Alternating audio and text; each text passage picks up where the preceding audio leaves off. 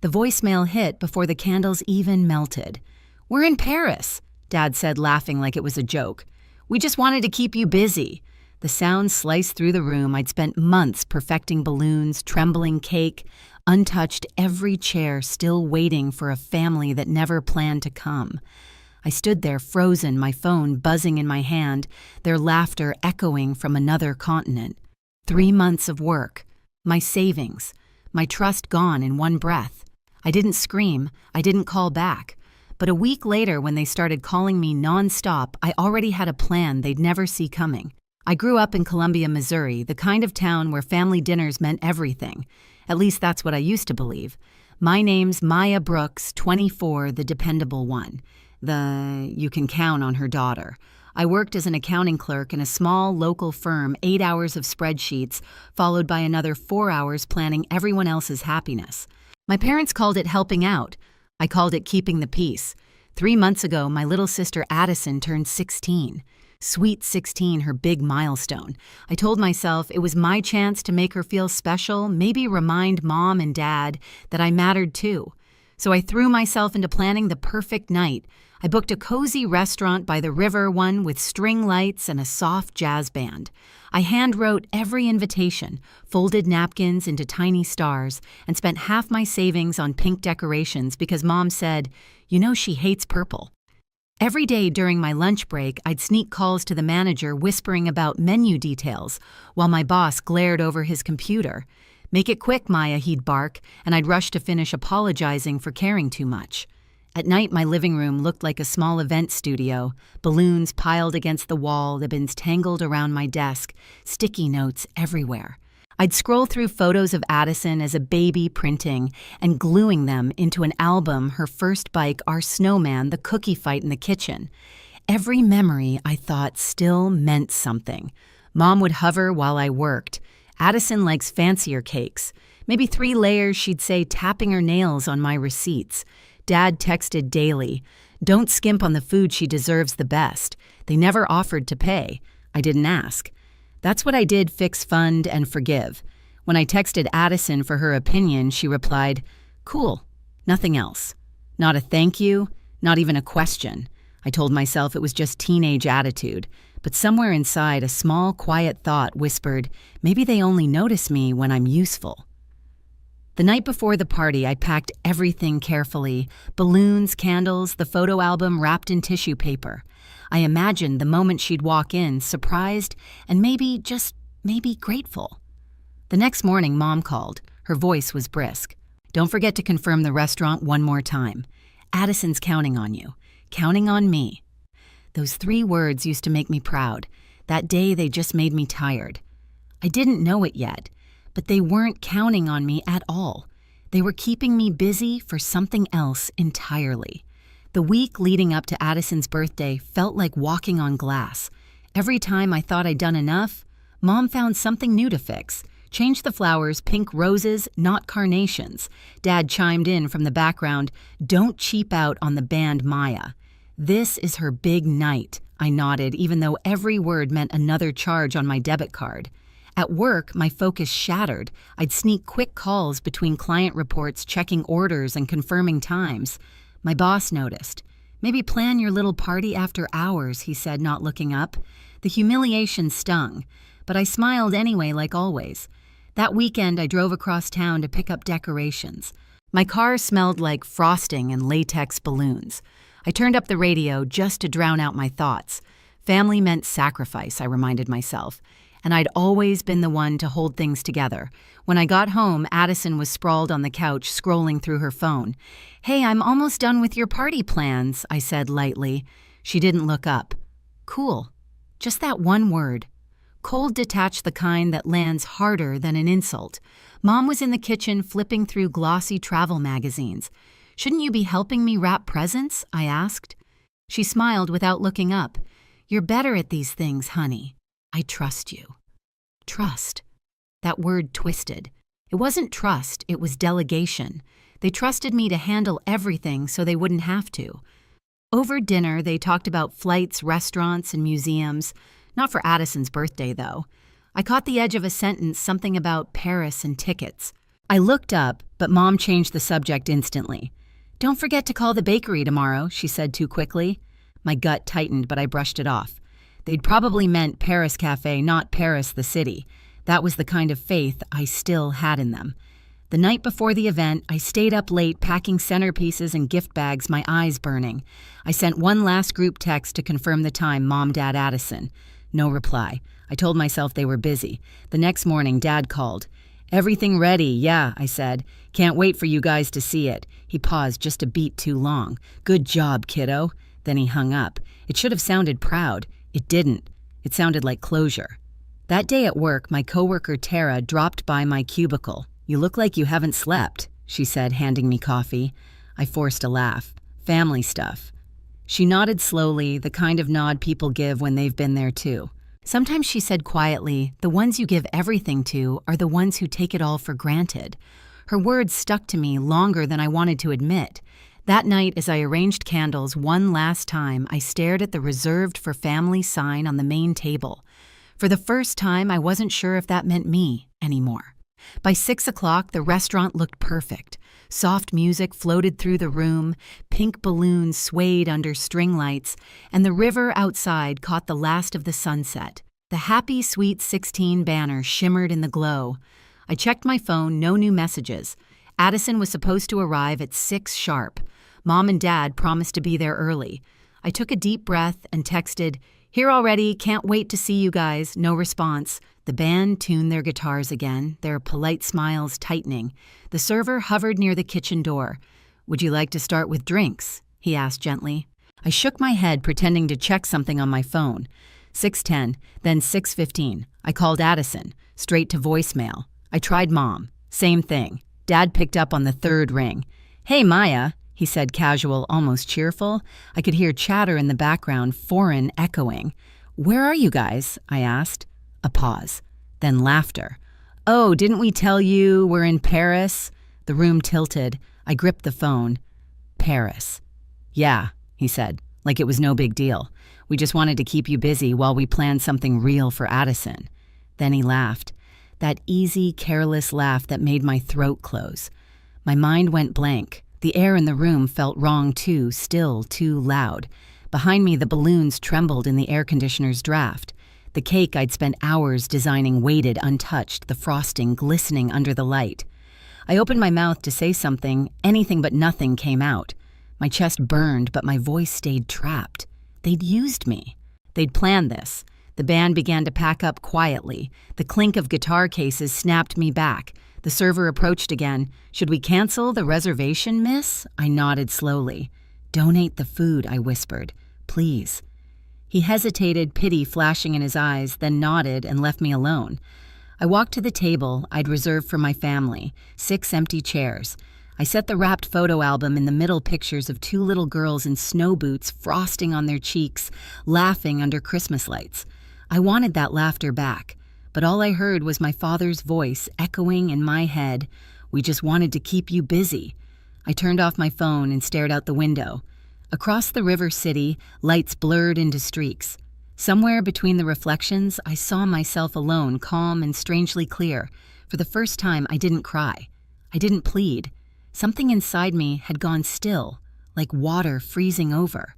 I picked up my purse, pushed open the door, and stepped into the cold night air. The band's last note faded behind me. My hands didn't shake. My heart didn't race. I just walked. Because if they thought I'd break, they were wrong. That night, I decided I'd stop being the one who waited for them to come back. A week passed before the first call came, then another, then 30 more. 36 missed calls in 1 hour. Mom, Dad, Addison. Over and over, the same names lighting up my screen like alarms. I didn't answer. I sat on my couch, the apartment quiet except for the soft hum of the fridge. My phone kept buzzing, vibrating against the counter. The sound used to trigger panic in me. Now it just sounded distant, small. I typed one message and hit send. "I'm very busy." Then I turned the phone face down and finally exhaled. That week, I'd done something none of them expected. I printed my bank statements, receipts, and emails, every payment I'd made for that party. Restaurant deposit decorations, the cake, the band. All from my own account. Every dollar traceable. I slid them into a neat folder labeled in red for when they come knocking, because I knew they would. When they did, showing up at my door with tight smiles and fake shock, I was ready. Mom's voice went sharp first. "You've humiliated us. The whole family's talking." Dad crossed his arms. "You think you can just walk away after what you did?" "What I did?" I asked quietly. Addison stood behind them, arms crossed, defiant. "You made us look bad. Everyone knows about the party. They didn't realize how." 2 days earlier, I'd sent one simple email to every relative, every neighbor, and yes, even Addison's friends. I attached photos of the empty restaurant, the untouched cake, the chairs set for people who never came. No captions, no rant, just the truth. The subject line read, "The party I planned alone." By morning, whispers had turned into wildfire. My parents' perfect image, devoted family doting parents, was crumbling. Cousins messaged me in disbelief. Neighbors stopped waving at them on morning walks. Addison's so-called best friends unfollowed her, their group chat screenshots spilling online. And me, I didn't gloat. I just worked. I drafted my resignation letter to the firm, 2 weeks' notice, no explanation. Then I opened an email from my best friend Tara. "The photography course I told you about still has a spot. You should take it." For the first time, I didn't hesitate. I applied that night. While Mom and Dad were busy defending themselves to everyone else, I was buying a one-way ticket to Portland. I'd found a cheap studio apartment near the art school, and Aunt Ellen offered me her spare room until I got settled. Every evening, I'd pack one more box, one more memory I no longer needed. The walls of my apartment started to empty, but my chest felt lighter than it had in years. The day before my move, they came again, this time with anger. Mom slammed a folder onto my table. "You stole money from our savings." I didn't flinch. I opened my own folder, for when they come knocking, and handed it to the officer standing behind them. He scanned the papers, glanced up at me, then at them. All expenses came from her personal account. "There's no theft here." Dad's jaw twitched. Mom stammered something about misunderstanding. Addison rolled her eyes. "Whatever. You're still dramatic." I smiled faintly. "Maybe, but I'm also free." When they left, the silence in my apartment felt different this time, not heavy, not lonely, just mine. That night, I packed my last box. On top of it, I placed my old camera, the one I'd buried in a drawer years ago. I wiped the dust off the lens, turned it toward the window, and snapped a photo of the city lights. The image came out blurry, imperfect, but real, just like me. By morning, my phone was buzzing again, dozens of missed calls. I didn't check who. I didn't need to. I brewed coffee, watched the steam rise, and smiled. They'd finally realized they couldn't reach me, not because I was gone, but because I'd stopped waiting for them to see me. The next time I'd hear that ringtone, it wouldn't make me flinch. It would remind me of how far I'd come. By the time my flight confirmation hit my inbox, the storm had already started to hit them. Mom's book club stopped inviting her. Dad's coworkers whispered behind his back about the Paris thing. Addison's friends posted cryptic quotes about loyalty and lies. Every notification, every call they sent my way was proof the truth had finally done what I couldn't speak for me. They called again that morning 12 times before breakfast. The phone buzzed across my counter, a steady, desperate rhythm. I poured my coffee and let it ring. They left voicemails switching tones like radio stations. Mom first. "Maya, please let's talk. Families fight, but we forgive." Then Dad. "You think you can embarrass us publicly and just walk away?" And Addison, her voice high and sharp. "You ruined my birthday. Everyone hates me now." I almost laughed. Not out of cruelty, but out of disbelief, because somehow they still thought this was about them. I sat at my desk, the Portland acceptance email glowing on my laptop screen. I hadn't smiled like that in years. For the first time, I had something that didn't revolve around their needs. A dream, a plan, a life. I printed my travel details and pinned them above my desk. Flight Columbia, Portland. Departure 3 weeks. Then I started cleaning. The decorations from the party ribbons, unused candles, extra place cards. I boxed them up neatly and labeled the box unsent invitations. I carried it downstairs and left it by the dumpster. Watching it sit there under the afternoon sun felt like setting a burden down. Later, I opened my bank app, $2,000 left. Tight, but enough. I made a list of cheap apartments near the school, part-time jobs that paid cash. I'd work in a coffee shop, maybe take photos on weekends. I didn't need much, just freedom. A few days later, the knock came. 3 sharp hits on the door. I didn't have to look through the peephole to know who it was. Kristen Mom caught herself. "Maya, please." Her voice cracked. "People are saying terrible things about us. You have to help fix it." I stayed still, one hand on the doorknob. "You taught me to clean up your messes," I said quietly through the door. "But this one's yours." A pause. Then Dad's low growl. "You owe us respect." "No," I said. "I owed you honesty." "And you threw it away in Paris." For a moment, silence. Then their footsteps faded down the hall. I leaned against the door, heart steady. The sound of them leaving didn't hurt. It sounded like space being made, space I could finally fill with my own life. That night, I sat by the window, camera in hand. The city lights outside blurred through the glass. I snapped one photo, just light and shadow, no faces, no family, no ghosts. It was the first picture in years that didn't belong to them. And as my phone buzzed again, 36 missed calls and counting, I smiled, whispered to the empty room, "I told you. I'm very busy." The morning I left Missouri, the sky was still gray with early fog. My suitcase bumped quietly behind me as I walked through the terminal. For once, no one was texting me instructions or asking for updates. Just silence, the good kind. At the gate, I glanced at my phone. One unread message from Mom. "We need to talk. Please come home." I stared at it for a long moment, then typed back 3 words, "I'm very busy." Then I switched the phone off for good. When the plane lifted off, Columbia shrank beneath the clouds, streets, houses, memories, all fading into soft distance. The farther I flew, the lighter I felt. Aunt Ellen met me at Portland's airport with a warm hug and a thermos of coffee. "Welcome home, kid," she said. That word home landed differently this time. It didn't mean duty or debt. It meant beginning. Her house was small, painted a faded blue with ivy curling up the porch rails. That first night, I unpacked only one thing, my camera. It felt alive again in my hands, as if it had been waiting for me all along. When classes started, I walked into the photography studio with nerves buzzing under my skin. But the moment I looked through the lens, seeing light color and motion, I felt steady, whole. Every click of the shutter was like reclaiming a piece of myself I'd forgotten. Weeks passed. My parents stopped calling. Addison didn't text. The silence that once scared me had turned into peace. One rainy evening, I stood on a bridge, downtown, camera in hand, watching the streetlights ripple in the water below.